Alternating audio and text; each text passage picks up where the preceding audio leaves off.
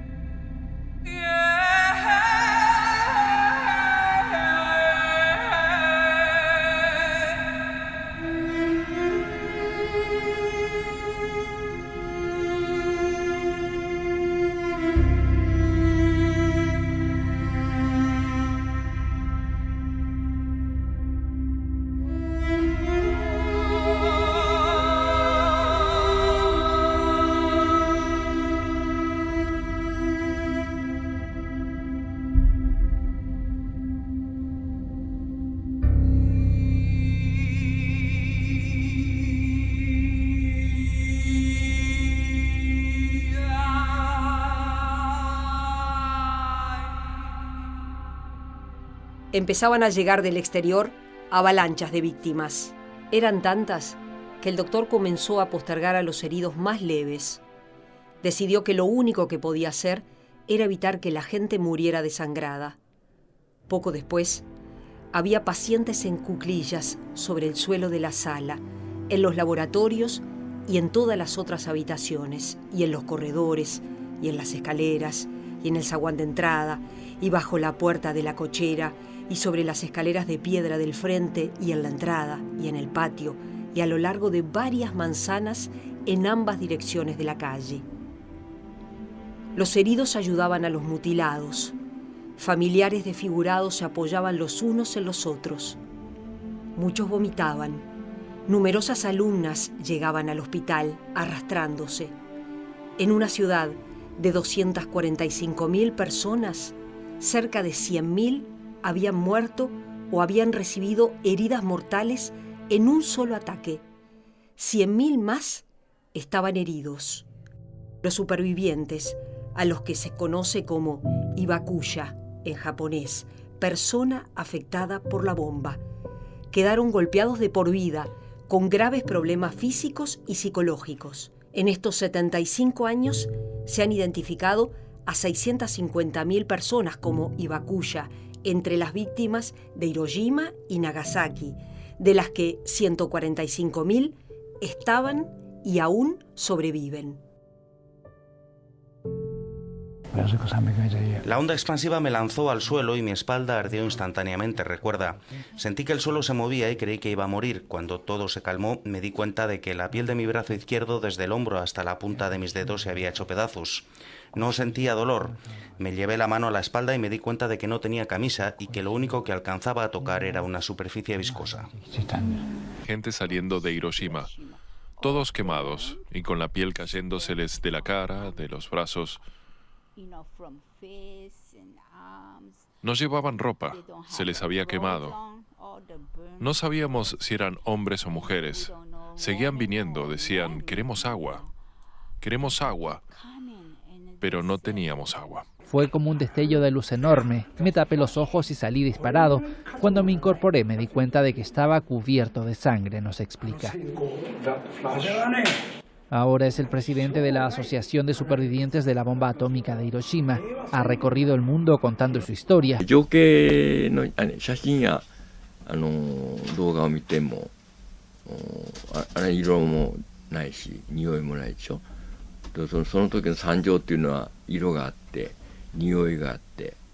で傷ついてる人たちが動いてるわけですからね、そういう状況はやっぱり分かってもらえないですよね。もう分かってもらおうとはもう誰も思ってないと思いますけど、それをどこまで分かってもらえるかっていうのをみんな苦心して、被爆者は苦心していると。1945年8月3日9日あったのよって、それだけが残ってて、その雲の下で起こったことが何も伝わらなくなって、伝える人がいなくなった時にあれなかったことになるっていうのがね、広島長崎なんかね、何年か経ってもうね、75年でもう知らない人がいっぱいいるわけですからね。Tras la explosión atómica, sobrevivieron solamente 3 compañeros míos. Todos los demás colegas míos, como unos 530 o 550, todos fallecieron.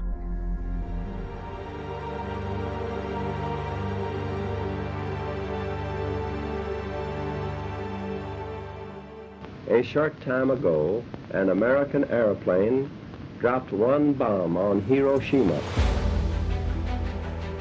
Little Boy, el nombre con que los estadounidenses bautizaron a la primera bomba atómica, explotó a las 8:15 del 6 de agosto de 1945, a una altitud de 600 metros sobre la ciudad de Hiroshima.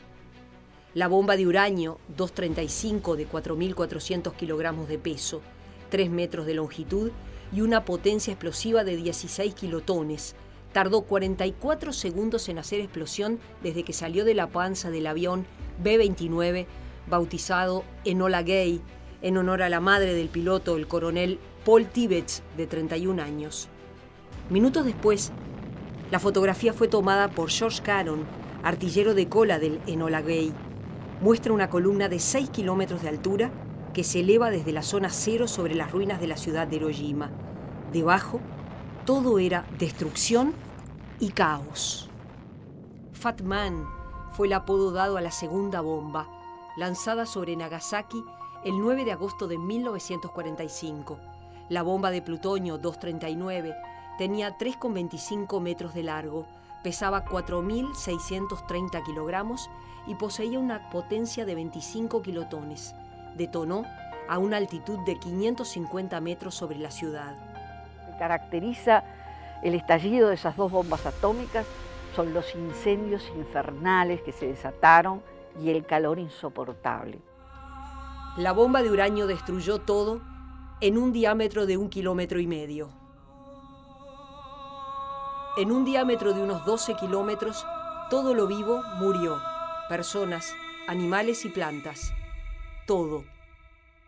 Empezaron siendo 250.000 personas, después pasaron a ser 500.000 y después se terminó casi en 4 millones de personas. Ese impacto vos lo tenés que medir de la siguiente manera. Uno es el agudo, que es las muertes que provoca la explosión, la gran liberación de calor, las caídas de edificios, la onda expansiva, que fue tremendo.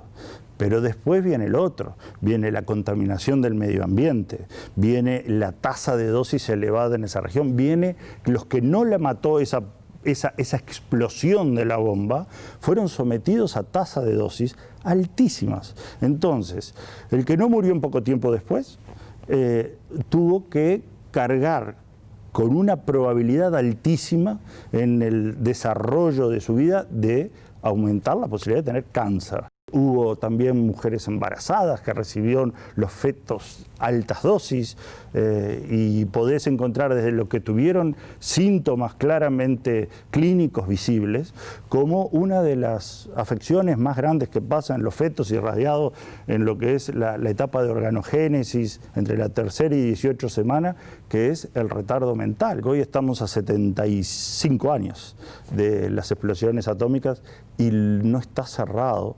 por Naciones Unidas el estudio del impacto de la salud en la población de Hiroshima y Nagasaki, fundamentalmente. La carrera para producir la bomba atómica había empezado en 1941, cuando en una carta firmada por Einstein y otros científicos se le informó al presidente de los Estados Unidos, Franklin Delano Roosevelt, sobre la investigación para desarrollar la bomba atómica llevada a cabo por el ejército alemán. En un principio parecía que no le había dado tanta importancia, pero al mes y medio ya dio las órdenes y las bases para lo que va a ser el proyecto Manhattan después, ¿no? Que las cifras que se manejaron de dinero son impresionantes. Para el proyecto Manhattan no se escatimaron recursos. 2.000 millones de dólares en la época para construir las diferentes infraestructuras que lo integraron. En Los Álamos, Nuevo México, una zona ideal para encontrarse aislada, se construyó un laboratorio que albergó alrededor de 13.000 trabajadores, entre los cuales se encontraban los mejores científicos en matemáticas, física, química y biología, liderados por el físico teórico Robert Oppenheimer, a quien la historia llamaría el padre de la bomba atómica. I remembered the line from the Hindu scripture, the Bhagavad Gita. Vishnu is trying to persuade the prince that he should do his duty, and to impress him takes on his multi-armed form and says, "Now I am become death, the destroyer of worlds." I suppose we all thought that one way or another.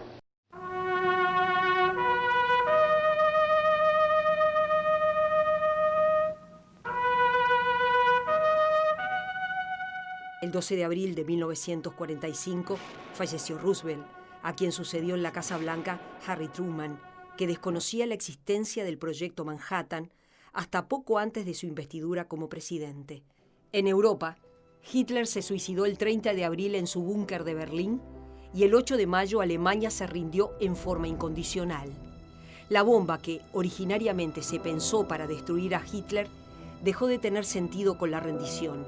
Sin embargo, el proyecto siguió adelante. En el Pacífico, la guerra continuaba y el ejército ya había seleccionado posibles blancos en Japón para el bombardeo atómico. Después vienen las paradojas, porque el tema era para enfrentarse a los alemanes, ¿no? Que no subieran los alemanes. Y sin embargo, Japón ataca a Estados Unidos en Pearl Harbor y las vueltas de la guerra hacen que el enemigo cambie, ¿no? Entonces, aquellos científicos que se habían preparado casi como salvadores de la humanidad frente al avance de la Alemania nazi, su producto, digamos, fue utilizado contra una población civil, indefensa, en ciudades no estratégicas como Hiroshima y Nagasaki. En la conferencia de Potsdam, entre el 17 de julio y el 2 de agosto de 1945, se reunieron el líder de la Unión Soviética, Stalin, el presidente de Estados Unidos, Truman, y el primer ministro del Reino Unido, Churchill, luego sustituido por el nuevo primer ministro británico, Attlee. Allí, el presidente Truman recibió el mensaje: los niños nacidos satisfactoriamente. Era la confirmación de que el primer ensayo atómico de la historia había sido exitoso. La explosión de la primera bomba nuclear de la historia se produjo a las 5:30 de la madrugada del 16 de julio en el desierto de Jornada del Muerto, en Nuevo México. La prueba se llamó Trinity y fue un éxito. La detonación, con la característica nube en forma de hongo, superó todas las expectativas. Pero fue la brillantísima luz que produjo lo que más impactó a los testigos. El 26 de julio, Truman, Churchill y Chiang Kai-shek, representante de China, no presente en la conferencia, hicieron pública la declaración de Potsdam, un ultimátum a Japón para rendirse sin condiciones ante la inevitable y completa destrucción de las Fuerzas Armadas japonesas e inevitablemente la devastación del suelo japonés. La Unión Soviética no tomó parte en el documento, ya que se mantuvo neutral en la guerra contra Japón hasta unos días después. En cuanto termina la guerra en Occidente, Stalin pidió 3 meses de plazo. En 3 meses traslada el ejército para Oriente y ahí le declara la guerra a Japón, unos días después del estallido de la bomba atómica. Entonces, esa combinación casual pero fatal para los japoneses de la bomba atómica más la declaración de guerra de la Unión Soviética, Japón no había podido con el ejército ruso antes del año 38-39, entonces así fue lo que vino a definir la guerra en definitiva. Truman ordenó el bombardeo y el debate sobre si era necesario continúa hasta hoy. The Japanese began the war from the air at Pearl Harbor. they have been repaid manyfold, and the end is not yet. Él dijo, sí, tiramos las bombas, palabras textuales, para terminar con la agonía de la guerra y para evitar que los jóvenes estadounidenses murieran por miles. I don't fault Truman for dropping the nuclear bomb. The U.S.-Japanese War was one of the most brutal wars in all of human history. Kamikaze pilots, suicide, unbelievable. What one can criticize is that the human race prior to that time and today has not really grappled with what are, I'll call it the rules of war. Was there a rule, Ann, that said you shouldn't bomb, shouldn't kill, shouldn't burn to death 100,000 civilians in a night? Unos meses antes, en marzo del 45, los bombardeos norteamericanos con bombas incendiarias de napalm sobre Tokio fueron terribles y murieron solo en Tokio en marzo del 45, unos meses antes de esto, con bombardeos tradicionales, 100.000 personas del bombardeo. Esto nos coloca en una perspectiva. También hay que situarse en la época, ¿no? El ejército norteamericano tenía pánico de imaginar el momento en el cual iban a tener que invadir Japón. Si uno mira la resistencia que hicieron los japoneses en las islas que estaban cerca de Japón, pensaba, bueno, si esto, que es una isla que no tiene ningún futuro, ningún objetivo, la defienden de la manera que lo defienden, Iwo Jima, por ejemplo, ¿qué pasará cuando lleguemos propiamente a las islas de Japón? Tampoco hay que ponerse acá como que los aliados eran unos santos, ¿no? Y prácticamente sobre el final de la guerra, una ciudad alemana sin ningún objetivo estratégico fue arrasada por bombardeo, ¿no? Lo mismo los alemanes que habían bombardeado Londres. O sea que, en definitiva, tenían el arma y tenían la decisión de utilizarla. Estados Unidos, los técnicos y los políticos discutieron si era necesario tirar una bomba atómica y mucho más si era necesario tirar dos. Es decir, con lo que el equipo técnico propuso originalmente y los políticos rechazaron era hacer una demostración. Miren, esta es la bomba que le podemos tirar, ríndanse ya mismo. Y ahí empiezan los temas éticos y morales, ¿no? Hasta qué punto, una potencia con una tecnología determinada puede utilizarla en una situación como esa y por dos veces. Bueno, después están, como en historia siempre podemos manejar los documentos, los avisos, ¿no? O sea, se le avisó a Alemania, a Japón, que había un arma estratégica de gran poder y no creyeron. Y después le dijeron que hay otra y tampoco le creyeron. Cuando cayó la segunda, 9 días después, Japón se rindió. Cuando el presidente que sucedió a Truman, que fue Eisenhower, dijo, bueno, lo que pasa es que no tendríamos que haber tirado ese artefacto, porque Japón caía en cualquier momento. La rendición de Japón se iba a dar. Que la guerra estaba definida, se supo cuando se definió.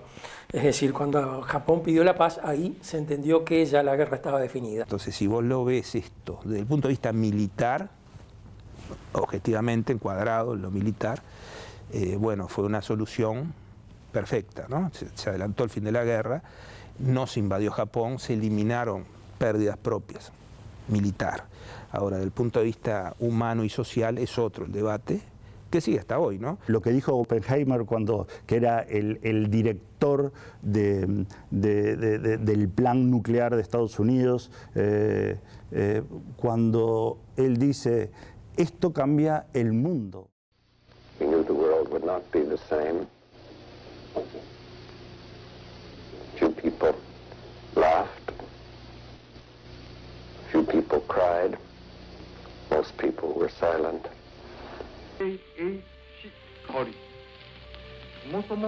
El 15 de agosto, el entonces emperador Hirohito anunció en radio la rendición de su país.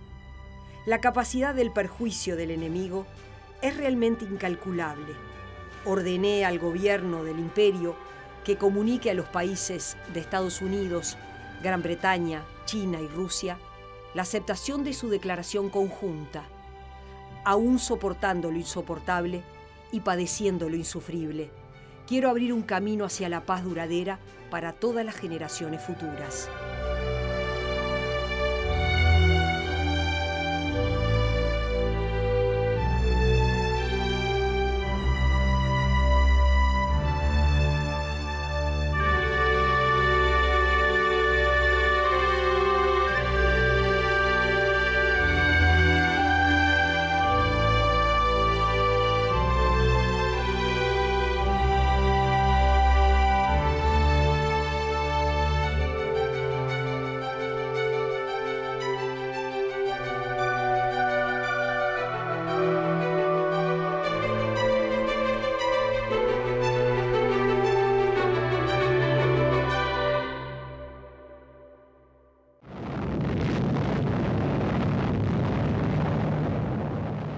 En el imaginario social, el Uruguay de finales de la Segunda Guerra Mundial era un país feliz. En el 45 habíamos tenido un cambio constitucional, se había reformulado el mapa político, ¿no? Estamos entrando en una etapa que se va a llamar del optimismo, ¿no?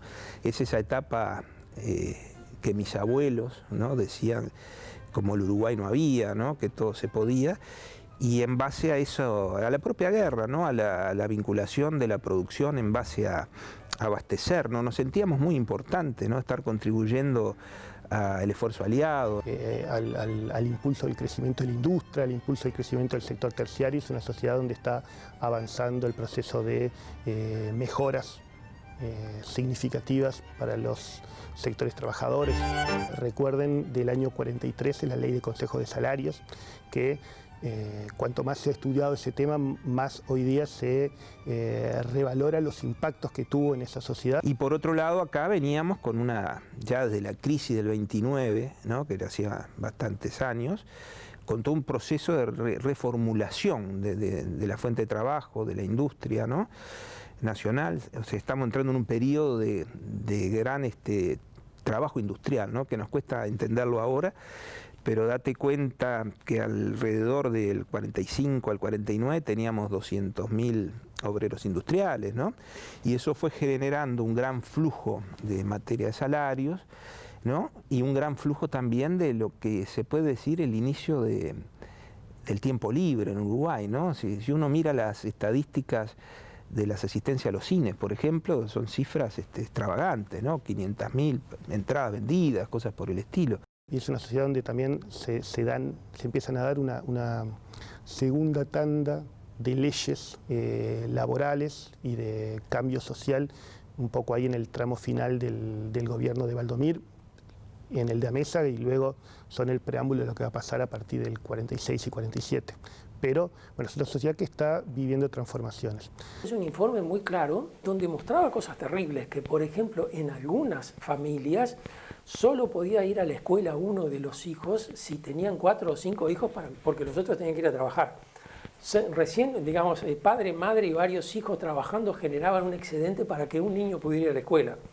U otra cosa que a uno le llama mucho la atención, había obreros que gastaban más en ir a trabajar que lo que ganaban trabajando. Todavía era una sociedad que tenía muy fuerte a la vista, digamos, el impacto de la crisis. En ese marco es una sociedad que se mira con un renovado orgullo sobre lo construido, ¿no?, que retoma de alguna forma el relato abandonado a fines de los 20, y en eso tiene mucho que ver la construcción que hace el vallismo, ¿no?, que está en el 45 en un proceso de vuelta al poder. Todavía no directamente con un presidente vallista, pero sí a partir del llamado golpe bueno de 1942, dado por Alfredo Valdomir, los vallistas retoman su cercanía al poder, impulsan un candidato colorado neutral y aliado, partidario de los aliados, como Juan José de Amézaga, a la presidencia, y bueno, se va reconfigurando lo que es la transición del vallismo nuevamente hacia el poder, que se va a concretar en el 46, en el 47. Desde el punto de vista militar, nosotros éramos un país muy elemental en ese aspecto. Sin embargo, habíamos hecho algunas medidas, ¿no?, como el servicio militar obligatorio y un montón de mecanismos para estar al nivel de lo que ocurría. La bomba atómica generó mucha preocupación en la sociedad uruguaya. ¿Cómo era el Uruguay desde el punto de vista económico, social y político de ese momento? El estallido de las bombas atómicas fue vivido con preocupación, no solo por Uruguay, te diría que por todo el mundo, ¿no? Fue un impacto. Por primera vez en la historia de la humanidad aparecía una forma de energía que era capaz de terminar para siempre con la supervivencia de la humanidad. Alguien dice, bueno, esto es la transformación más grande que tiene la guerra desde la invención de la pólvora. O sea, esto es un arma de la cual no hay antecedentes en muchos siglos, que va a introducir un cambio radical en la guerra. Nos puso en evidencia que nosotros también podíamos ser frágiles a pesar de la distancia de esas grandes potencias como podía ser ya Estados Unidos o como se perfilaba la Unión Soviética. Entonces, era un hecho, un cimbronazo, ¿no?, a nivel de psicología colectiva internacional. Nosotros estábamos dentro de ese mundo, ese paisito tan alejado, como el Uruguay no hay, nosotros somos distintos. Eso empieza a ser mellado, ¿no? Alguien dice, bueno, si la bomba atómica se tirara sobre Montevideo, que sería un objetivo en una posible guerra, y se arrojara sobre el Palacio Municipal, que podría ser un objetivo de guerra razonable, eso arrasaría prácticamente toda la ciudad. Por un lado, la situación era, bueno, esto va a acercar el fin de la guerra, cosa que sí ocurrió, y por otro lado, una gran preocupación por algo que era inexplicable, inentendible para la mayoría de la gente, no experta en el tema. El fin del conflicto es algo que es visto por un sector mayoritario de la población como un evento que, hacía presagiar un futuro mejor, ¿no?, para el mundo y posiblemente también para el Uruguay. Estábamos vinculados al bando aliado y en definitiva el sentimiento era de, doble, ¿no? Por un lado, que esa guerra ya muy larga terminase de alguna forma, y por otro lado esos avances tecnológicos que en la propia guerra se habían ido viendo armas cada vez más potentes, más mortíferas, ¿no?, y que había habido políticas de bombardeo selectivo a ciudades con grandes muertes. O sea, el primer impacto era una escena más de una guerra trágica. Lo que al venir la información, ¿no?, que no era como ahora tan instantánea, ¿no?, pero había servicios de información relativamente rápidos, lo que asombró fue la capacidad destructiva, ¿no?, y no se había salido el asombro cuando cayó la segunda bomba, que fue más destructiva que la primera, y uno si lee la prensa de la época, las informaciones no eran exactamente con el tema técnico nuclear, sino con la devastación, con la potencia que tenía ese ingenio nuevo. Y también empieza a aflorar lentamente en los mismos periódicos, ¿no?, de una semana o 2 semanas después, el sentimiento histórico del Uruguay, ¿no?, con relación a nuestra postura, ¿no?, que es la búsqueda de la paz, el diálogo, ¿no?, la intervención en ese aspecto. En la política nacional, las circunstancias internacionales jugaron un rol preponderante. La política en ese momento internacional del Uruguay trató de mantener las pautas tradicionales que había tenido la política internacional uruguaya desde principios de siglo, o sea, la neutralidad.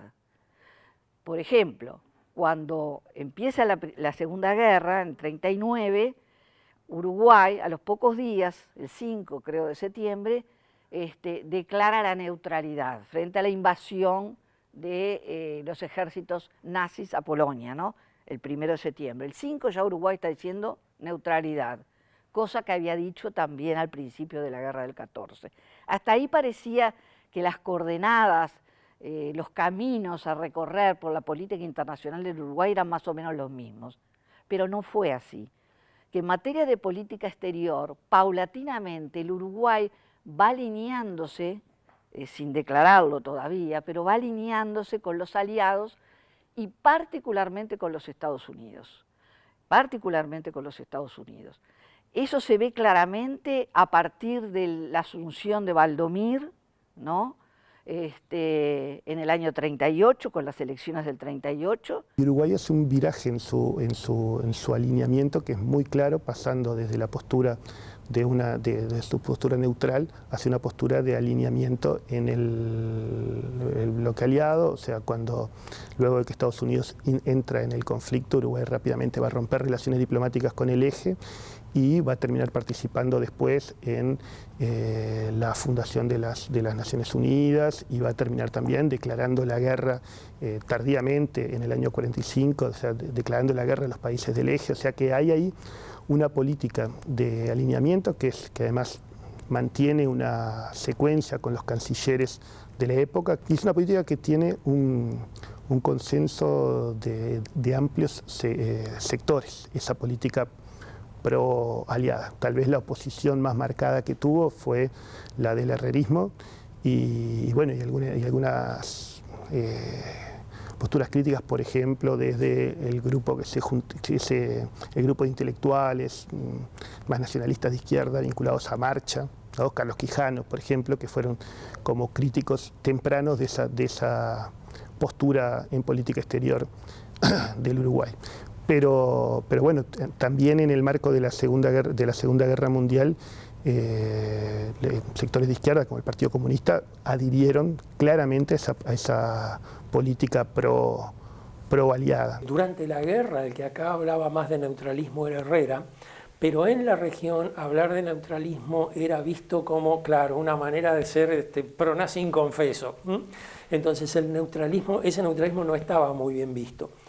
Pero sí, digamos, el rechazo a la guerra, sin alternativa, porque no te quedaba otra, era una posición que después de 1945 en adelante configuró el tercerismo, es decir, que no toma posición ni por Estados Unidos ni por la Unión Soviética en esa Guerra Fría y que trata de buscar, digamos, una posición, no digamos neutral, pero por lo menos equidistante. Se está marcando un mundo que va a ser distinto, porque en realidad los ganadores de la guerra ya van a estar pronto para enfrentarse en lo que va a ser el conflicto de la Guerra Fría. Se están dividiendo el mapa de Europa, las zonas de influencia entre las dos zonas, entre las dos grandes potencias.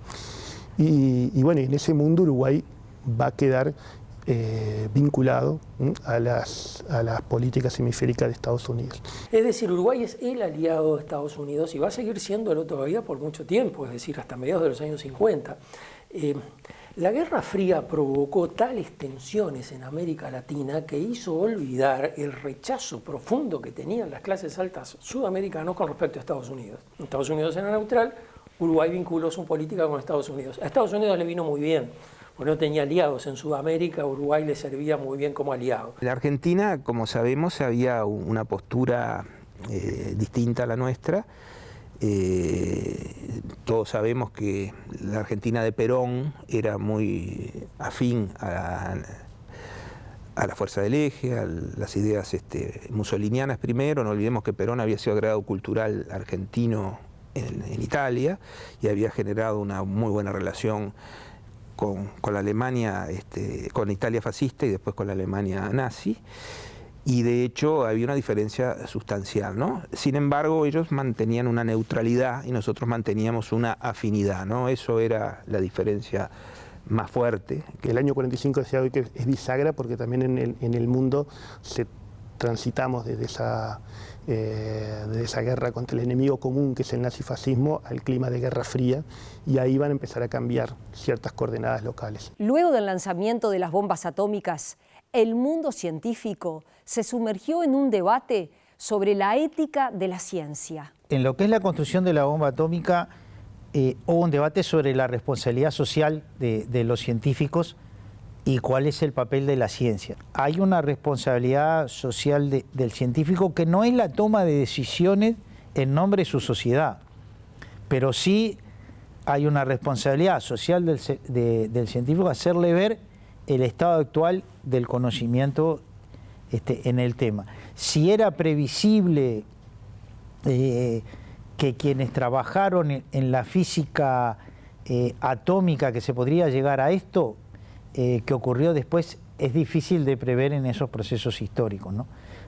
Pero me parece que hay que hacer una diferencia grande entre qué es lo que hacemos los científicos y qué es lo que hacen los técnicos. La energía atómica, la energía nuclear, no solo se usa para hacer armamento nuclear, que ya vieron de que está muy limitado, muy controlado, ahora está bajo salvaguardia, se supervisa mucho el desarrollo nuclear de los países, pero si vieran lo que es la utilidad de la radioactividad en medicina, la cantidad de cientos de miles y millones de estudios que se hacen al día y la gente que se salva de enfermedades como el cáncer gracias a los nuevos tratamientos, la gente lo vería con un poco más de cariño y no el sesgar su opinión recordando algo terrorífico y que no podría haber pasado nunca, que fue el tirar las bombas atómicas prácticamente al final de una guerra.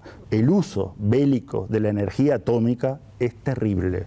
Cuando tiene usos médicos en la industria, en la investigación, que son formidables, formidables. Y bueno, pero a veces la mala prensa vende, y es lo que tiene la radiación.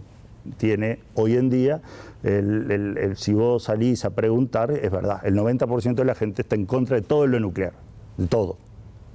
Y bueno, a veces eso frena desarrollos de tipo médico o de tipo industrial que podrían cambiar la economía de un país. Las tecnologías nunca son neutras, ¿no? El uso tecnológico nunca es neutro, ¿no? Puede estar basado en un sistema de valores, ¿no? Lo otro que también creo que es complicado es tampoco llegar al otro extremo, ¿no? Yo hago esto, no hacemos esto porque lo dicen los científicos. Entonces muchas veces los científicos asumimos el papel de la sociedad democrática en su conjunto. Las decisiones éticas están en otro plano, ¿no? Y que creo que tienen que ver con el conjunto de valores. Y eso sigue estando desde la bomba atómica hasta el uso de la clonación con generar seres humanos idénticos, hasta el que está en este momento, que es The Brain Initiative, conocer hasta el último detalle del cerebro humano. Creo que el tema nuclear es una moneda preciada para marcar fortaleza, y más cómo se maneja. Lamentablemente, esa fortaleza va por el camino del poder bélico y no del desarrollo de la ciencia en sus usos prácticos que benefician a la humanidad. Yo creo que el diálogo entre la ciencia y la filosofía en el siglo XXI será fundamental para que las sociedades, digo, sean realmente humanas. Yo tengo una profesión, que es la medicina nuclear, que sacando lo que es el PET y el ciclotrón, que son instalaciones que producen sus radiofármacos aquí, todo lo demás es importado. Si no llega el avión no podemos hacer estudios. Entonces, tú imagínate que a veces el ponerse en contra sistemáticamente todo lo nuclear frena desarrollos médicos o desarrollos de tipo industrial o de tipo de investigación, de gente que está capacitada para eso, pero que se ve un poco limitada a lo que el país le puede dar, porque nosotros no tenemos producción, no tenemos desarrollo. Obviamente la física es la misma, la tecnología es distinta. Por ejemplo, utilizamos radionucleidos en medicina nuclear para poder tener imágenes de una localización perfecta de los tumores para que los médicos puedan operar con propiedad. La ciencia es la misma. Ahora, luego está la responsabilidad social con la que nosotros los utilizamos. Y hay que hacer una reflexión ética sobre cómo llegamos desde conocer, que es lo que hacemos los científicos, algo tan importante, que lo que conocemos es la naturaleza de nuestro universo, y desarrollamos luego una teoría que es contraria, digamos, a la vida humana. En 1957 empezó a funcionar el Organismo Internacional de Energía Atómica, que es quien controla que la energía nuclear no se utilice de forma indebida con propósitos militares. El organismo sirve para apoyar actividades de cooperación técnica y el intercambio de información científica para desarrollar el uso de la energía nuclear para fines de paz y la prosperidad en todo el mundo. Algunos países que son contrarios a la energía nuclear. La realidad es que el uso de la energía nuclear en el mundo está aumentando. En la actualidad, el aporte de la energía nuclear a la energía total producida en el mundo se sitúa entre el 10 y el 15%. pero en las economías industrializadas es mucho más. En Estados Unidos el 20% de la energía es energía nuclear. En Francia el 80% es energía nuclear. En Alemania, que ha decidido no tenerla más, aún sigue siendo el 15%. Es decir, en la Argentina es el 5%. En Brasil es el 2 o el 3%. En la China es el 4% y quieren aumentarlo varias veces más. La energía nuclear aumenta en el mundo. La energía nuclear además es una energía limpia. Es una energía que no tiene gases, que no tiene emisiones de CO2, de gases de efecto invernadero, y de hecho la energía nuclear es, digamos, de las energías limpias, la energía nuclear es 1/3 o un poco más. De modo tal que uno puede considerar que la energía nuclear es y seguirá por muchos años más siendo parte del mix energético de muchos países. Hay 40 países aproximadamente que utilizan la energía nuclear para la generación de electricidad. La India, Rusia, etcétera, etcétera. Hay muchos países que están accediendo. Por lo tanto, hay una imagen a veces distorsionada. Nosotros no somos lobistas de la energía nuclear, pero somos un organismo técnico que describe la realidad tal como es. Por eso doy esta respuesta de esta forma. Y de ahí, si me permite la autopromoción, la importancia también del OIEA, porque el OIEA, además de sus funciones de no proliferación, vela y coopera con los países que tienen centrales nucleares para que la operación de las centrales nucleares se haga bajo los estándares de seguridad que mantiene también el OIEA.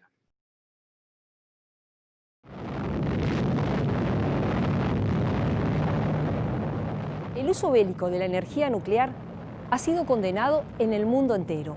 Sin embargo, ante Naciones Unidas no se ha logrado que las potencias mundiales se pongan de acuerdo para el desarme. Les dépenses militaires s'accroissent et la course aux armements s'accélère au niveau mondial, notamment dans les régions les plus dangereuses.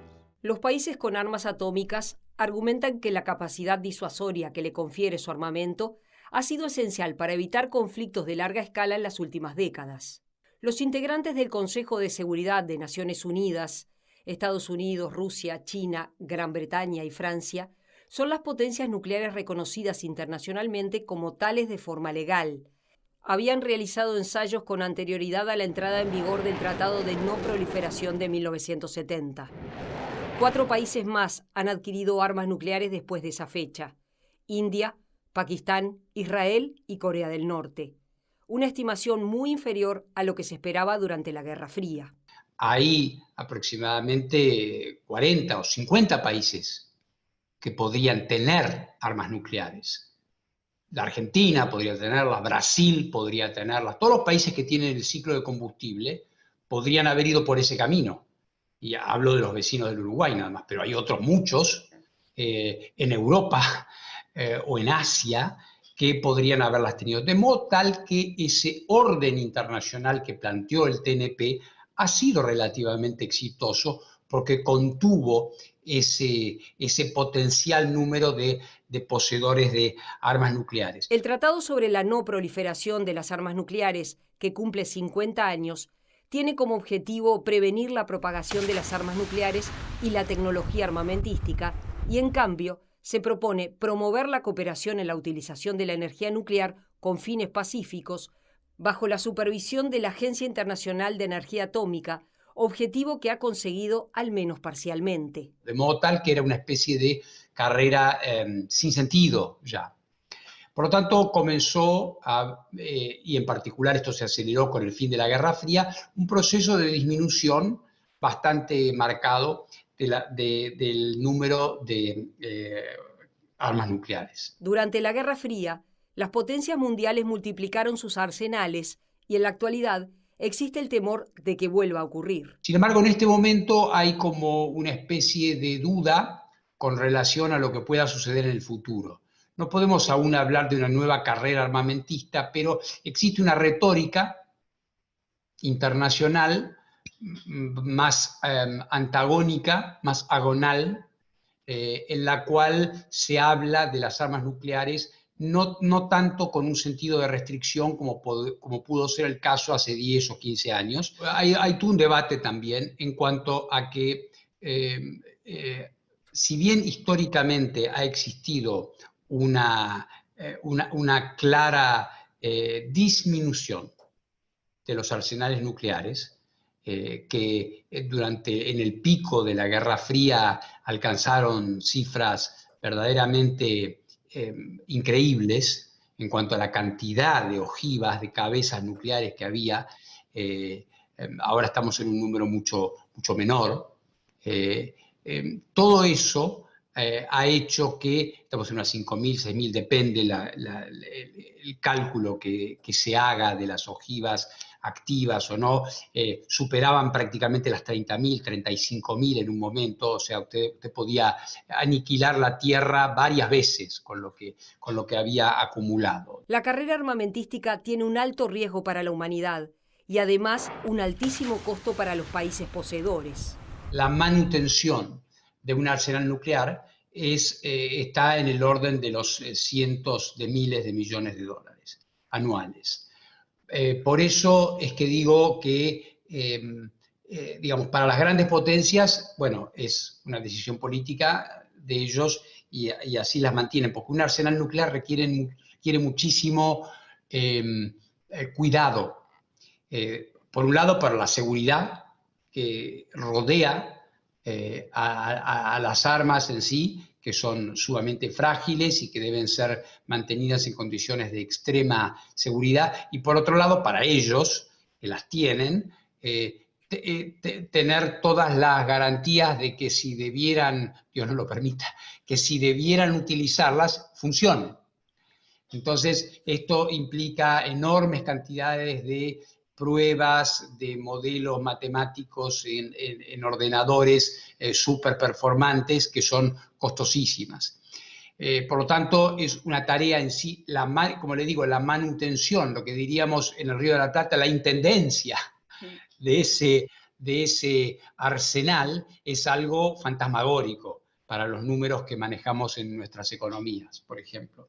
Y eso también da que pensar a que los países que han intentado desarrollar arsenales nucleares, muchos de ellos, a veces países en vías de desarrollo, en el Oriente Medio, etcétera, incurren o han incurrido o han tratado de hacerlo, incurriendo en gastos que son verdaderamente obscenos, teniendo en cuenta las gravísimas carencias que esas sociedades tienen. El Tratado de No Proliferación se asienta en 3 pilares interrelacionados: la no proliferación, el desarme y el uso pacífico de la energía nuclear, y los países firmantes renuncian a su uso bélico. Yo no me voy a dotar de armas nucleares, pero en contrapartida puedo aprovechar y puedo promover y beneficiarme de todos los usos pacíficos de la ciencia, la tecnología y la energía nuclear, si así lo decidiera,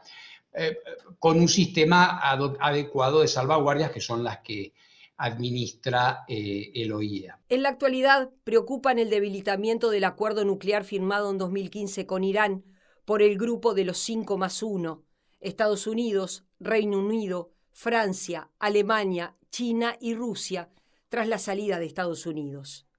La consolidación y el crecimiento del arsenal nuclear de Corea del Norte, el desmantelamiento de los tratados que limitan el número de armas nucleares entre Estados Unidos y Rusia, que concentran el 90% del arsenal nuclear. El último tratado vigente, conocido como New START, expira en 2021 y las potencias no han llegado a un acuerdo de renovación. Que existe también en el debate internacional esta idea según la cual el proceso de desarme debería ser inclusivo y debería incluir a todas las potencias poseedoras de armas nucleares y no solamente a los 2 grandes poseedores de los más grandes arsenales, como es Estados Unidos y la Federación de Rusia. Existe un aumento en el arsenal nuclear de la República Popular China, pero también hay que decir que maneja cifras en cuanto a sus arsenales nucleares muy inferiores a los de las otras potencias. De todas maneras, cuando se habla de armas nucleares, la cuestión cuantitativa es un poco relativa, ¿verdad? Es decir, dado el poder destructivo que tiene el arma nuclear, tener miles o tener cientos, verdaderamente para el resto del mundo, que no tenemos armas nucleares, es un poco una discusión un poco bizantina. El arma nuclear en sí es un peligro. En 2017 se aprobó el Tratado sobre la Prohibición de las Armas Nucleares, pero no cuenta con la firma de ninguno de los países nucleares y no ha alcanzado las 50 firmas necesarias para entrar en vigencia. We Hibakusha have been waiting for the ban for 72 years. Let this be the beginning of the end of nuclear weapons.